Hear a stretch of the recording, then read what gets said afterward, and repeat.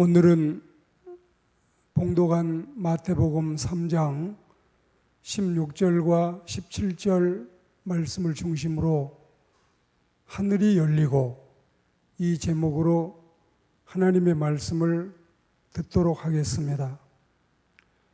제가 사랑하는 지인들에게 들어 보내는 글을 가운데에는 이런 내용도 포함이 되어 있습니다.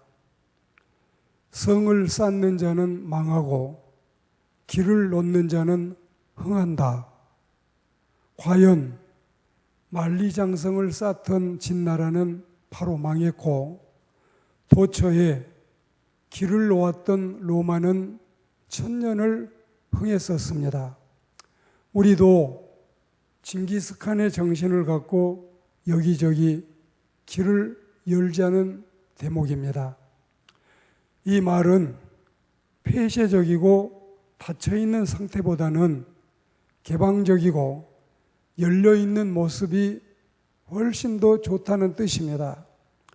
그리고 이것은 부정적인 생각보다는 긍정적인 사상을 예찬하는 의미인데 긍정적인 사람은 한계가 없고 부정적인 사람은 한 것이 없다는 이치를 깨닫게 됩니다. 그래서 이 시간에는 하나님의 말씀 가운데 하늘이 열리고 문이 열린다는 대목들을 찾아가면서 하나님의 말씀을 소상히 듣도록 하겠습니다. 첫째는 하나님께서는 하늘 문을 여십니다. 예수님이 세례를 받으시고 물에서 올라오실 때에, 그리고 스데반 안수 집사님이 주님을 바라보며 순교의 제물이 될 때에, 그리고 사도 요한이 귀향을 간 반모섬에서 계시를 받는 중에 하늘이 열리고 그 열린 문을 보게 되었던 것입니다. 이런 내용은 마태복음 3장 16절과 사도행전 7장 56절 그리고 요한계시록 4장 1절 말씀에 잘 나타나 있는데, 하늘이 열렸다는 것이나 하늘 문이 열린다는 것은 대사건이 아니면 발생할 수 없는 엄청난 일이 벌어졌을 때 선명히 나타났던 기적의 현상들이 바로 이 사건이었습니다. 예수님의 세례 받으신 사건, 즉 예수님의 수세 사건은 지금 현재 베풀고 있는 세례 요한의 세례 시행이 정당하다는 사실을 인정하고 자신이 친히 세례 요한에게 가서 세례를 받으심으로 천하 만민 모든 인생들이 다 세례를 받아야 한다는 사실을 교훈하고 있지요. 주님의 겸손을 우리는 여기에서 알 수 있습니다. 세례를 받으실 필요가 없는 예수님이 친히 세례를 받으시면 이렇게 깊은 의미와 뜻이 포함되어 있는 것입니다. 모든 사람에게 세례는 인생 일대 귀중한 예식으로서 어쩌면 자신이 출생한 생일날보다는 자신이 세례받은 이 중생 체험의 날, 이 날이 더 귀한 날이라는 사실을 우리가 알아야 되겠습니다. 그리고 순교자들이 주님을 위하여 자신의 생명을 드리고 피를 바칠 때에 하늘 보좌 우편에 우리 예수님께서는 앉아 계시던 자리에서 일어나서 서서 순교자를 응원하셨고, 또한 이 성스러운 시간에 하늘이 열리고 영광된 천상을 바라보며 스데반의 고결한 순교가 성스럽게 진행됐던 것입니다. 그리고 요한복음 4장 1절에 하나님께서는 하늘의 문을 열어놓으시고 요한을 불러 앞으로 되어질 모든 일들과 천상의 세계를 낱낱이 보여주셨는데, 적어도 하늘 문이 열린다는 것은 이런 큰 일이 있었던 것입니다. 자, 하나님이 하늘의 문을 여신다 했지요. 두 번째는 하나님께서는 전도의 문을 여십니다.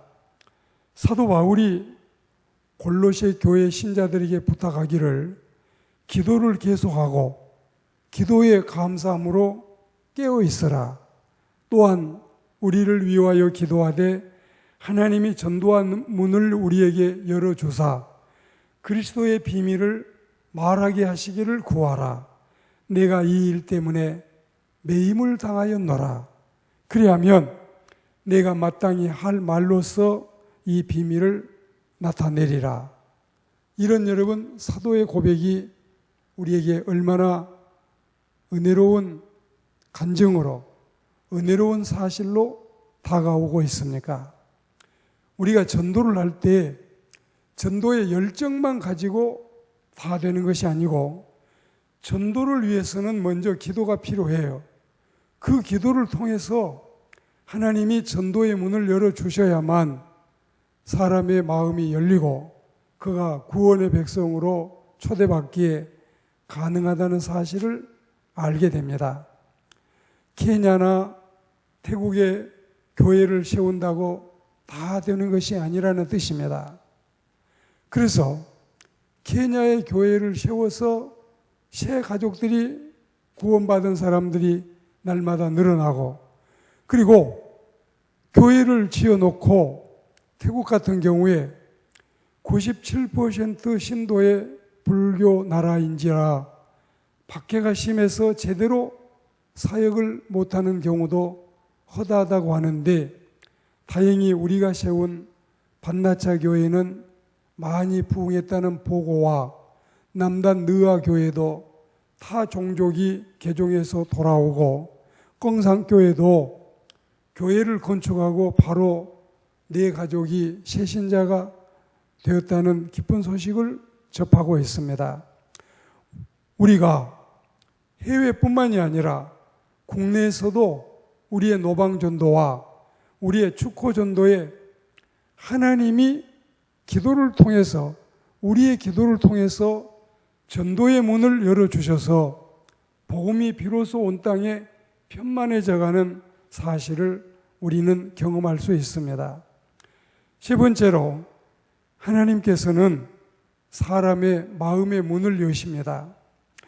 성경 가운데 이 말씀이 실제로 나타남을 우리가 볼 수 있지요. 어디에서 볼 수 있을까요? 사도 바울이 빌립보 성박 강가에 빨래터에 모인 여자들에게 다가가서 복음을 전할 때의 일인데 두아디라 시에 있는 자색 옷감 장사로서 하나님을 섬기는 루디아라 하는 여자가 복음을 전해 듣고 있을 때 주께서 그 루디아의 마음의 문을 열어 하나님의 종 바울의 말을 따르게 하신 것입니다. 그렇게 돼서 그녀와 그녀의 집이 다 세례를 받았고 그녀는 바울 전도단 일행을 청하여 말하기를 만일 나를 주님을 믿는 신자로 여기신다면 우리 집에 들어와서 거하십시오. 그렇게 강권해서 머물게 하고 그리고 거기에서 비로소 빌립보 개척교회가 시작이 된 것입니다. 우리도 마음의 문을 여는 것이 중요하겠지만 하나님께서 먼저 마음의 문을 열어주셔야 되고 또 하나님께서 우리 마음의 문을 열어주신다면 우리도 주님께 순종해서 하나님의 말씀을 잘 경청하고 청종하는 신자들이 되어야 되겠습니다. 이 세상에는 신체적인 생명과 영원한 생명이 있지요. 그리고 일반적인 진리와 특별한 진리가 있지요. 사람들의 어떤 제작이 있는가 하면 조물주 하나님의 창조가 있지요. 여기서 다른 것은 사람은 있는 물건을 가지고 뭘 만들지만 하나님은 무에서 유를 창조하시고 말씀으로 모든 만물을 지으신 창조가 있는 것입니다. 소망도 이와 마찬가지로 두 가지가 있어요. 부질없는 짧은 소망이 있고 영원한 소망이 있습니다. 이 생의 소망이 있고 내세의 진정한 소망이 있습니다. 보이는 소망 넘어 보이지 않는 소망이 있고 육체의 소망이 있는가 하면 영적인 소망도 있습니다. 허망한 소망과 가치 있는 소망이 있고 지상의 소망과 천상의 소망이 있고 죽은 소망과 그리고 산 소망이 있습니다. 이런 진리를 깨달아 알려면 하나님께서 그 마음의 문을 활짝 열어주셔서 하나님의 말씀을 듣고 그 말씀을 깨달아야만 가능한 것입니다. 믿음은 들음에서 난다. 그리고 들음은 그리스도의 말씀으로 말미암는다. 이 로마서 10장 17절의 말씀과 같은 이치가 아니고 무엇이겠습니까? 전도의 문이 불신자의 마음에서 열려야 한다면 마음의 문은 신자의 마음에서도 열려야 되겠습니다. 그리고 마음의 문이 활짝 열려서 주님의 말씀의 깊이와 그 진리를 깨달아 아는 하나님의 백성들이 되어야 되겠습니다. 마지막 네 번째로 하나님께서는 구원받을 사람들의 믿음의 문을 여십니다. 자, 이제 이 말씀에 대한 참뜻을 찾아보겠습니다. 하늘 문이 열리고 사람의 마음의 문이 열립니다. 그리고 나서 믿음의 문이 열린다는 것은 뭘 의미할까요? 마음 문의 열림이 소극적인 반응에 지나지 않는다면 믿음 문이 열리는 것은 적극적인 자세로 볼 수 있고 마음의 문이 열린 것은 작은 문이 열린 거라면 믿음의 문이 열리는 것은 큰 문이 열리는 현상입니다. 그리고 이런 일련의 모습은 곧 하나님과 나와의 소통에 관한 문제예요.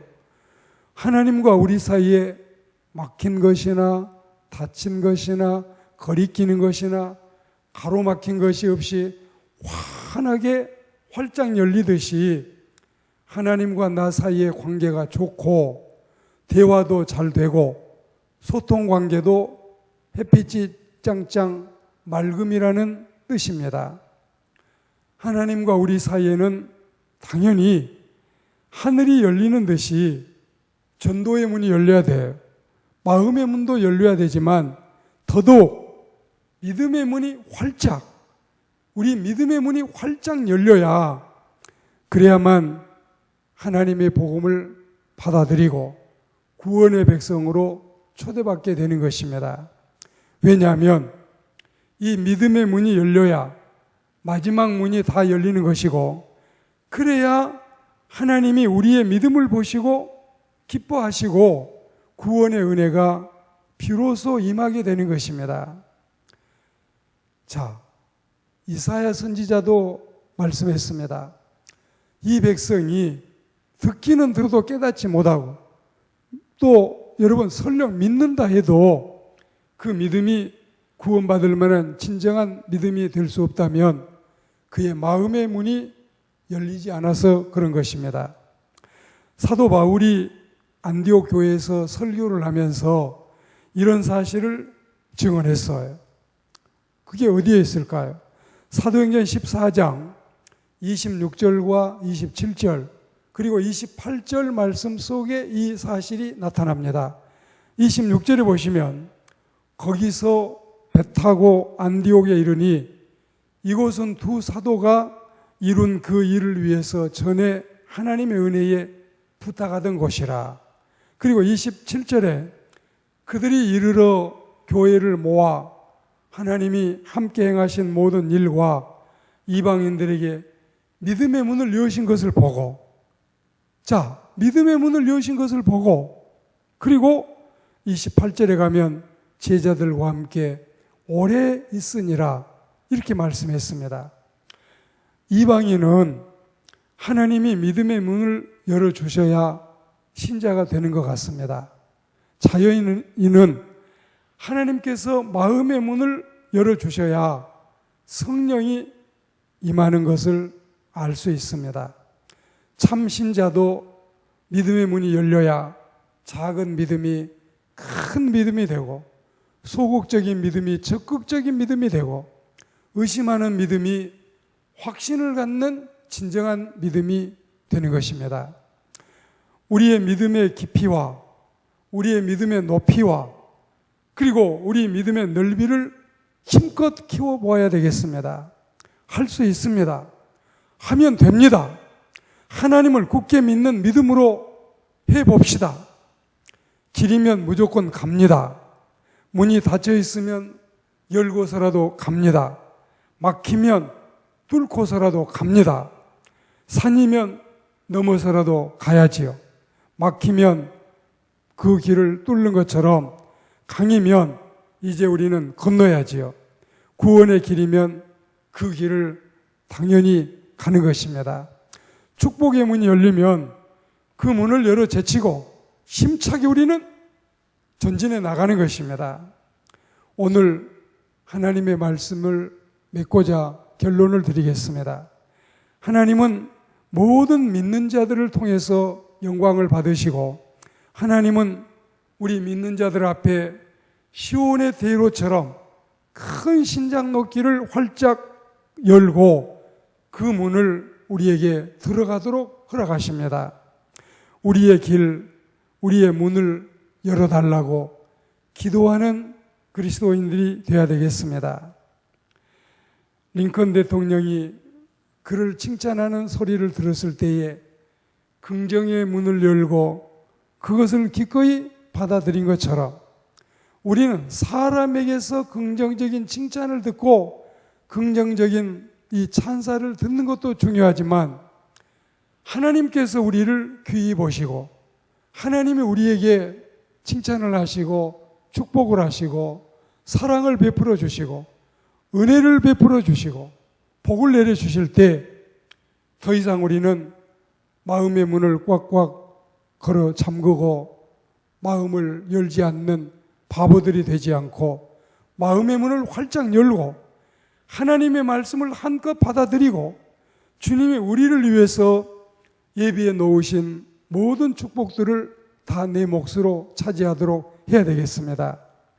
그렇다면 우리도 하나님을 향해서 이제는 더 이상 뭘 망설이겠습니까? 뭘 주저하겠습니까? 그리고 뭘 지체하겠습니까?